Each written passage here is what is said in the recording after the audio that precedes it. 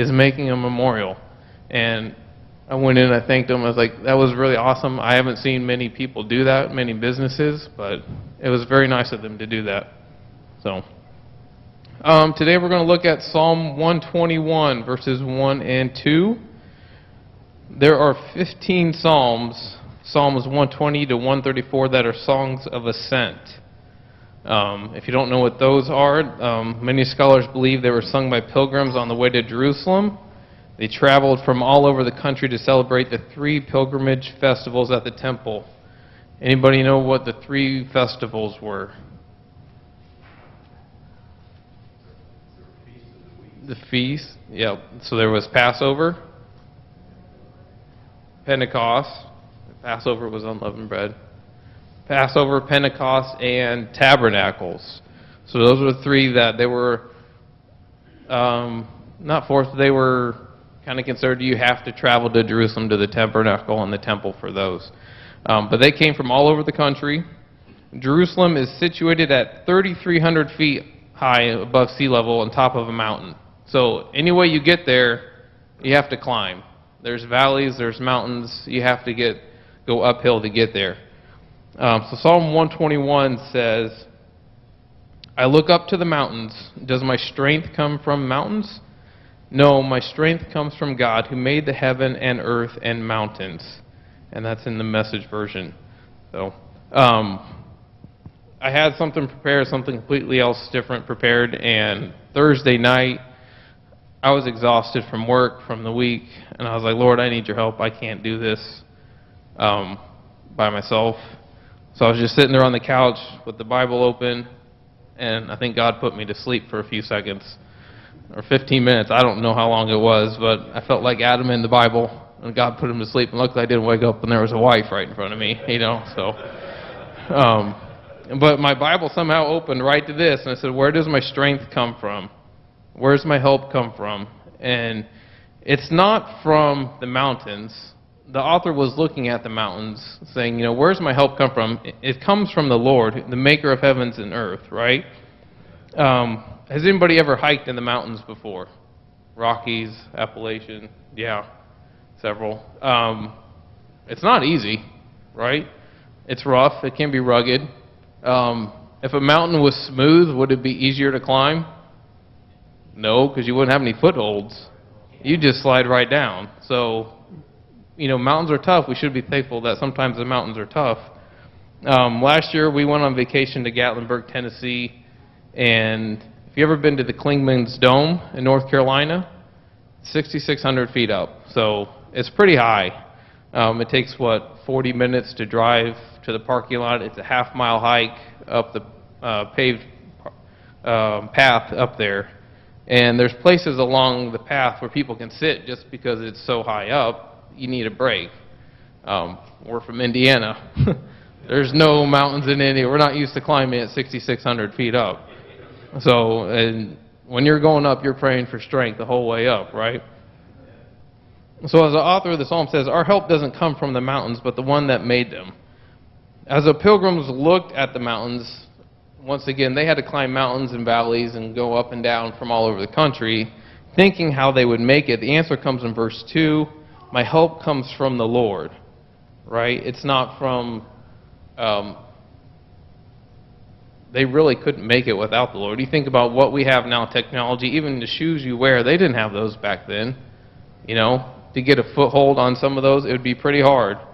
Plus everything that they were carrying. These trips were weeks. They had to carry food, they had to carry essentials with them, and here they are making up the mountains to get to Jerusalem. They climbed mountain after mountain, thinking that there's no end in sight until you get over the last mountain and see Jerusalem there in front of you. And then that, I'm sure, gave them the extra strength to get up there. So, the help that is needed in a time of need can be seen throughout the whole Bible. The Israelites called out for help when they were in Egypt, and God heard them and sent Moses and Aaron. Right? We see it time and time again. In the book of Judges, there was a period of time after each judge where the Israelites fell back into their old ways and called out for help again and again and again. Right? After each individual judge, they'd get into trouble, the country would take over, they'd cry out for help, and God would send another judge and free them. God answered every single time. And I tell you, that's an example of a patient father that he is. We have one kid, and it's hard at times being patient with him. Imagine a whole country, millions of people, and he's very patient with them.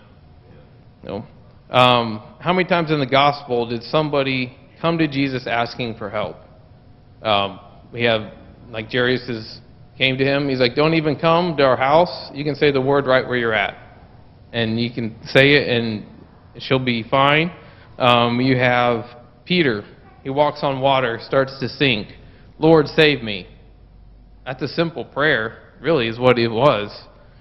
Just a simple prayer. You don't have to be some long, elaborate prayer. When God sees you're in trouble and when you're in need, it doesn't take much to get his attention.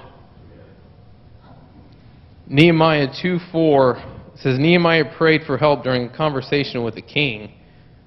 The time that he prayed was between a question that the king asked and his answer. So you're talking seconds, maybe 1 or 2 seconds. That was it. And it was a silent prayer. We don't even know what he prayed. But I can tell you, he said, God, probably help me with the words that I'm going to speak to him, because it's to the king. I mean, you got to be careful what you say. So prayers for help can be just a few words in a moment. Was it 3 years ago we were in Oklahoma, I think? And we were putting a roof on. And we worked Monday, Tuesday morning, we get up there. And it was Sam, he used to pastor at Trinity Chapel, and myself, and I slipped, fell right down the roof, and landed perfectly fine with no problems whatsoever. I mean, it was just a one-story roof. But I remember falling down. I can hear Bishop Rick. He was there with me. He's like, oh, dear Jesus. And he was crying out, and, it was just a simple prayer, really. What he was saying is, Lord, help him, is what he meant, because it happened so fast that no one could stop me. I just slid right on down. But it was just a simple prayer. Psalm 46:1. God is our refuge and strength, a safe place for us to hide, ready to help when we need him. He's always there, ready to help. When we need God to intervene in a situation, he's there for us time and time again. And why do we go to God for help? Why does Josh go to myself and Sarah for help? Why do our kids come to us for help? It's because they know that we've helped them in the past. We did it once. We could do it again. We can do it again and again. Right? They trust us. And that's the same way with God. We know that he's helped people in the past. He's been around forever. Right? He's healed people forever. Look in the Bible. You can look at our own lives and see what he's done for us. He knows that we have the capability of providing the help that is needed, talking about Josh, because God has done things for us in the past and for others. We know that he's always there to help us when we need it. And we all have examples of that, right? How many have had financial situations that have been fixed only by God, right? I have. Several people have. I work at Zebra Landscape, and the first year there, they offered insurance. Insurance was expensive for a small company, very expensive.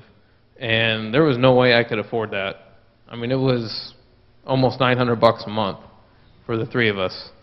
And I remember we had the meeting, boss and his wife and I, and they told me, this is how much insurance is going to be. It's going to be expensive. I was like, there's no way I can do that.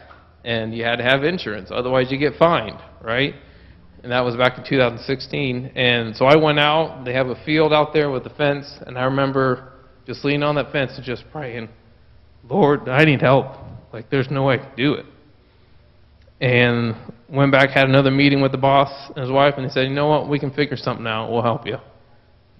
And it was just that day, just that quick, that God stepped in, and helped the situation. How many have had illness? Could be cancer, could be something that's just a flu, right? That you prayed. God, Esther, yep. I remember Brother Tom, you had some stuff on your head that had taken off. James, recent one, cancer gone from his heart and his lungs, right? I mean, that seems serious compared to some other stuff that people go through. But to God, it's all the same. It's easy for him to take care of, but Whether you have a sick kid or cancer or something, just cry out for help, right? He hears. My mom had cancer a couple years ago, and luckily she's fine. She's perfectly fine now. Scans have been clear, but just hearing that word that someone you know has cancer, it sends chills down your spine. It really does. It makes you think about life a lot differently. It makes you appreciate everything that you have. You don't know how bad the situation's going to be. Luckily, hers was not very bad. There's other people that have worse cancers than what she had. Their lives are a lot worse. Growing up, my parents always taught us to pray for stuff. We had a dog. He had a tumor on his nose, and it was growing out. And the vets did not want to operate on him just because he had seizures. He put him under anesthesia. He probably wouldn't make it. So my parents taught us, just pray for him. Just keep praying. Nothing happened right away, but you just keep praying as kids, and finally that tumor went away. And for kids, it's huge. It is. It's a big deal to them, and it's always stuck with me. Brother Dan, I remember he shared a few years ago you were having trouble with your mower. It was like out in the front yard, and it wouldn't start, and you didn't know what to do, and then you prayed, I think, and it started right up, right? It doesn't have to be some serious illness or something. Something simple as that means a lot to him, and God sees that, right? Could be car trouble. Could be losing keys, right? He prayed and found the keys. Simple things to us may not mean that much to somebody else, but to us that means a lot, and God sees that. You ever wonder why we're always referred to God's children in the Bible? New Testament, Old Testament, we're always referred to as God's children, the sons and daughters of God, etc. Any ideas? Just throwing it out there. Right? Put faith in God like we do our parents. Because when we're little, like you said, we think our parents can do anything, and whatever we need, they have. Right. So as children of God, we can think the same way about God. Right. You fill out your taxes. What's it ask you? How many dependents do you have? That's us to God. We're dependents on God, right? That's why we're always children. We're always dependent on Him. We will be forever dependent upon Him as long as we're on this earth. But like kids, sometimes we think we don't need help, right? We go through life, I'm okay. I'm doing fine. Boom, something happens, and you need help. Who do you run to? You run to God. Who's your kids run to? They run to your parents, right? That's who they go to for help. Sometimes we think we can do things on our own or fix the situation that we get into ourselves because we weren't listening to Him, right?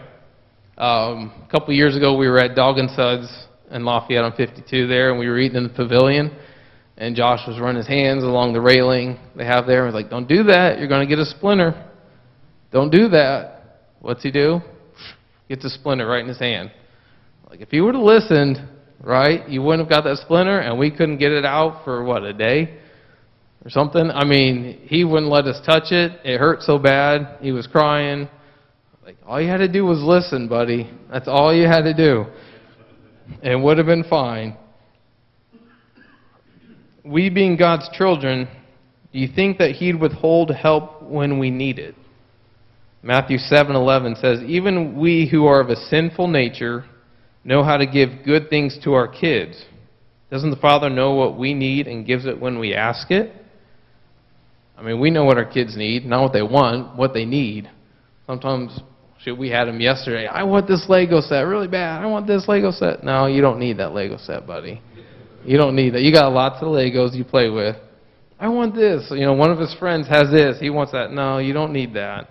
We can be like that with God, right? We ask what we need, not what we want. He knows what we need.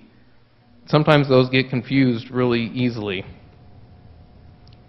Have you ever watched a kid struggle with something and not help them, but you wait until they ask for help just to see what their reaction is? They struggle with maybe opening something, or like Josh, sometimes we have him dig holes in the garden, and he's struggling, he can't really dig it, and I just watch him, like, wait till he asks for help, right? Sometimes it's better to wait until they voice and say, I can't do this on my own, I need help. And that's the way it kind of is with God, right? And sometimes you even go to help them before they even ask for it, and like, no, I got it, go away, I got it. And then finally it's like, I can't do it on my own, right? That's the way it is with God. He sees us struggling through life situations. He could jump in at any moment, and sometimes he does. Sometimes he jumps in like, hey, you don't need to go there. You don't need to be doing that. And sometimes he lets us go, and that's the way to learn, right? When we're going down a path and in life in general, and something happens, and we're like, oh, you know what, maybe I shouldn't have done that. Or God, help me, I need out of this situation. And in His Word, maybe He's teaching us, listen to what I have to say. Listen to me. His ears are always listening for that cry of help, right? Sometimes it can be a loud cry, like blind Bartimaeus, when Jesus was going on the road from Jericho to Jerusalem, and he kept calling out and calling out and calling out. And people even told him, hey, be quiet. Don't call out. Be quiet. You don't want to be too loud with Jesus. And he kept calling out, and he needed help. He couldn't see. So finally, Jesus stepped in, and he healed him, right? He wouldn't give up until he got the miracle that he wanted. Or maybe it's a silent cry for help, like the woman with the issue of blood. She didn't say a single word. She'd been sick for, 12 years? Went to doctors, tried all kinds of things, and finally said, there's Jesus. I want to go to Him. I'm going to try and touch His robe. That was it. She didn't even talk to Him. She didn't introduce herself. She didn't, make a big scene about it. She couldn't. She was going to be told to get away. Unclean is what they called her. It was a silent cry for help, and she got what she needed. She asked for help inwardly. She probably prayed silently, and she knew that if she touched Jesus at the last hope, at the last minute, she was going to be healed. Okay? It doesn't have to be some loud prayer like we've seen in examples in the Bible. Nehemiah was silent. Peter, in his prayer, Lord, save me. That was it. It doesn't have to be some big prayer. You don't have to let other people know at times. It could just be a simple prayer between you and Jesus. The hymn, What a Friend We Have in Jesus. Have you ever just read the words? Not sung them, but just read the words and thought about them? It says, what a friend we have in Jesus. All our sins and griefs to bear. And what a privilege to carry everything to God in prayer. Oh, what peace we often forfeit. Oh, what needless pain we bear. All because we do not carry everything to God in prayer. You think about that. How much extra strife and struggle do we go through in life when we could take it to Him? Right? 1 Peter says, cast your cares upon me because I care for you. And like I've talked about with Josh, the extra trouble that he goes through when he could just turn to Sarah and I and ask for help, and save him a lot of trouble. Granted, he wouldn't learn some stuff, how to do things on his own. But the needless pain that we bear, the peace that we leave behind, we forfeit. Have we trials and temptations? Is there trouble anywhere? We should never be discouraged. Take it to the Lord in prayer. Can we find a friend so faithful? No one's more faithful than Jesus or God, right? He's always there, right? I've heard one pastor say, He's closer than the air that you breathe. Think about that. You're breathing, you have air in your lungs. It's inside of you. It's all around you. You couldn't live without it. And He's closer than that. Okay? Who will all our sorrows share? Jesus knows our every weakness. Take it to the Lord in prayer. Take everything to the Lord in prayer. There's nothing too hard. There's nothing too simple for Him to help with. Sometimes, like I said, we think we can get stuff on our own done. We can fix it. But He knew we were going to be in those situations even before we were born, right? He knew us before we were in the womb. Any idea how many people are in Lafayette and West Lafayette combined? Ballpark figure. Well over 100,000, yep. Any ideas? 120, very good. About 125,000 people. And this is just an illustration, but if you could see all those people at once, I don't know where you'd put them, but if you could see all those people at once, and Roy, say you were somewhere where you could see from above all those people, and Aaron was down there, could you spot him out of all those 125,000 people? It'd be very hard, right? If everybody, all 125,000 people called Roy at the same time, could you pick his voice out of those? Probably not, right? I mean, you've been to the Big House in Michigan. That stadium alone holds, what, 105,000, 110? 120,000. So if you fill the University of Michigan football stadium, 120,000 people, and one person in there was your kid, and they all called your name, could you spot them out of that? Probably not. But God can. Right? God can spot each of us where we're at. There's 8 billion people on the earth. And He can hear everybody at one time. Think about how crazy that is. You go into a daycare and there's 20 kids, that's too much. Right? I mean, it's chaos. You can't. You can't. There's no way. But 8 billion people. And even just that number alone is almost impossible to comprehend. Because most people you've seen probably on TV, 500,000, maybe 1 million at something. And that's not even close to 8 billion. Right? He loves all 8 billion people at the same time. Doesn't mean they've all accepted Him as their Father, but He loves them all the same. He can hear each and every single one of them because He's always listening for when they cry for help. Each of them has the opportunity to pray for salvation. It doesn't mean He listens in sections. Oh, I'm going to listen to North America today or South America. You know, it's all 8 billion people at the same time. Jeremiah 1:5 says that God knew us before we were formed. He knew every single person that has walked the face of the earth before they were born. Think about that. That's absolutely amazing. We can't comprehend that. It's like, Jackie, you know your neighbors pretty well? No? Okay. Who knows their neighbors pretty well? Okay. Did you know them before they were even born? Before you moved in the house? No. There's no way. Like that, I mean, that statement alone, we can't comprehend that because we live right now. He's eternal, right? He knew everybody before they were formed. Right? Before even the world was formed, before it says in Psalm that He knew us before the foundations of the world were placed. Okay? I mean, think about that. There's 8 billion people now, combined in the whole history of the earth, what, 10, 12, 15 billion people? And He knew us individually before the world was even formed? I mean, He's in tune. He hears all of us when we cry for help. That's amazing He is. This whole psalm I'd like to read. What time is it? Man, I'm going kind of fast. Okay. The whole psalm I'd like to read in the Amplified Version. And it really adds a little bit to it. It says, I will lift up mine eyes to the hills of Jerusalem. From where shall my help come? My help comes from the Lord, who made heaven and earth. He will not allow my foot to slip. He who keeps you will not slumber. Behold, He who keeps Israel will neither slumber briefly nor sleep soundly. He keeps us.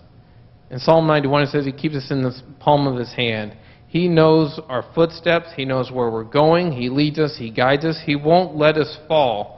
He won't let us slip, and He doesn't take a nap when we're traveling, and then He misses us, right? You ever take a nap and then you miss something? You're like, oh, I'll set a timer. No, I don't need a timer. I don't need an alarm clock. I'll wake up on time. No, it never happens, right? You always miss something. He doesn't sleep. He's always aware of what's going on. The Lord is my keeper.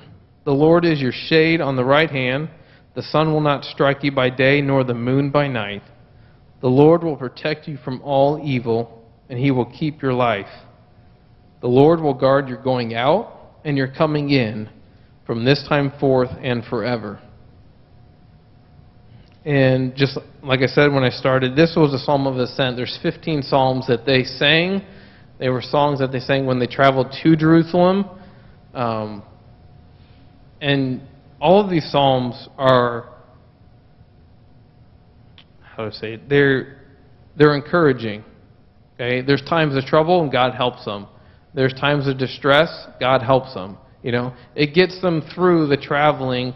They gotta travel for days or weeks. You know, it depends on how far away they are.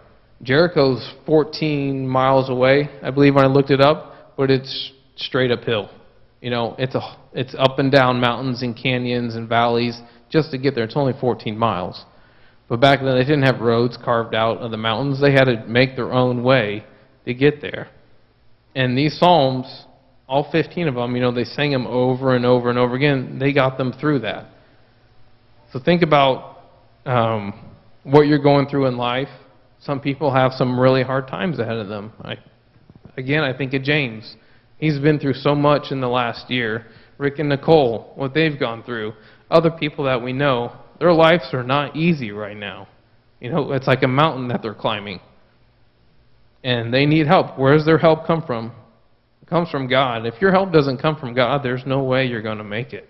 If you're not dependent upon Him, sorry, you know, your inner strength or whatever you want to rely upon isn't going to last very long.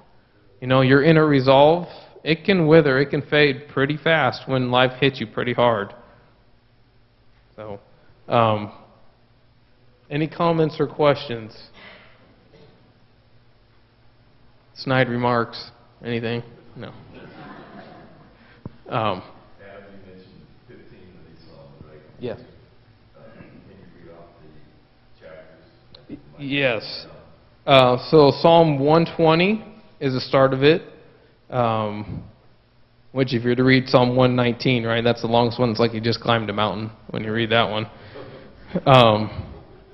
Psalm 120 all the way to Psalm 134. And most of them are short. They were written as poems. They were songs that they sang. I think the longest is only 18 verses or so, but they were all pilgrim songs, songs of ascent. One by Solomon, I think 3 by David, and the rest we don't know who they were written by. You did say 134 was the... Right. Yep. And some of them were... may have been put together and then they were separated when they wrote the Bible or put it into chapters. So if you read them consecutively, sometimes they go together. Yep. Any questions? Chris? You talk about how much God knows, and 8 billion people on earth, the Bible says He knows so well He numbers the hairs on our head. Exactly. So, I mean, we can't even fathom. Right. So not just 8 billion people. I don't know how many hairs a head there are, how many hairs on your head, but say there's, what, 1 million on your head for some, not so many?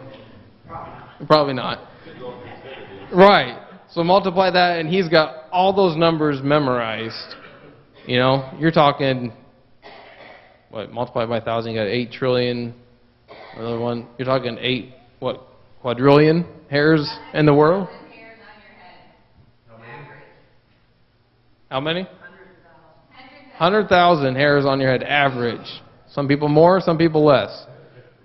And He's got all those numbered. That's incredible. That's incredible. And Adam, there's another thing that I always found that was, it's hard to comprehend. He's always been around. Right. At the beginning. Right. He's always been around. That's hard for us to comprehend. Right. You think about eternity as He's always been there. Yes. It blows your mind. Because we live right here in the present. We can remember the past. We have no idea what the future holds. But to Him, the future is past. He already knows it. He's been there. You know, we have no idea. It blows your mind how awesome He is. So, right. He's eternity. That's right. He is eternity. So, Anything else? Any testimonies from people about God helping them? Yes. Marvin and I had just left Texas Roadhouse, and we, for some reason, always take a shortcut to come back behind, what is it, Best Buy? Mhm. Well, we had just started, and there was a car came around the corner, and he was flying. So, of course, we hit our brakes, he hit his brakes, but I just started saying, "Oh, Lord." And I still say there was an angel that stopped those cars because they nosedived. They hit their brakes so hard, but I think it was just an angel holding them back. And when they stopped, we were about that far apart. I said, just enough for an angel to be there. But it's just amazing. He's there Right. instantly when you need him. Yep. Psalm 46:1. He's always there at present time of need, right? We all have needs, and He's helping everybody at the same time. Again. Anybody else? Yeah. I'm always losing something. You lost your keys once, didn't you? Yeah. You found, yeah. I'm very organized, really. I got marinades today, that's why. And he just helps me find everything all the time.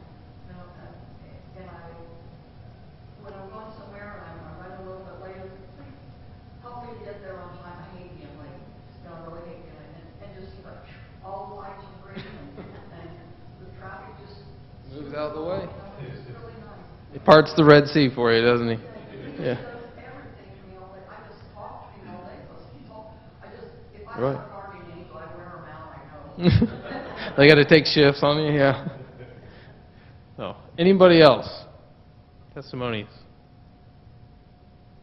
Baby formula, right? That's something to pray about right now.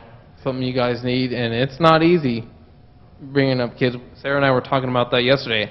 We don't know how new parents are doing it with the shortages of stuff that's going on. You got to pray. God knows where everything is. He can bring it to you right when you need it. You know? I think we need to pray harder for gas to go down. That's what So, anything else? Wasn't there a grandson that ran away last year or something, and we prayed, and they found him? They found him? Yep. So, there's multiple times if we look back through our lives that God has helped us. Small, big, He's always been there. He's always been there. So, let's stand. Let's pray. Close. Lord, I thank You for this day. I thank You for Your word. I thank You for Your presence in our lives. Lord, You're always there. No matter if we see You or not, You're always there.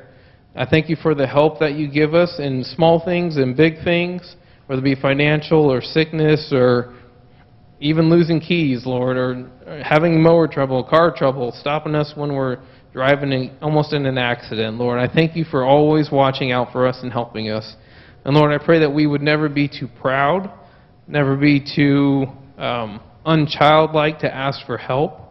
Lord, whenever we need it, Lord, let us be reminded that You are there to help us, Lord, and that's why You're our Father. And Lord, I thank You. I pray for the service. Lord, I pray for Chris as he ministers. I pray for the worship, and Dan and Nate, that You would lead them and guide them. In Jesus' name, amen.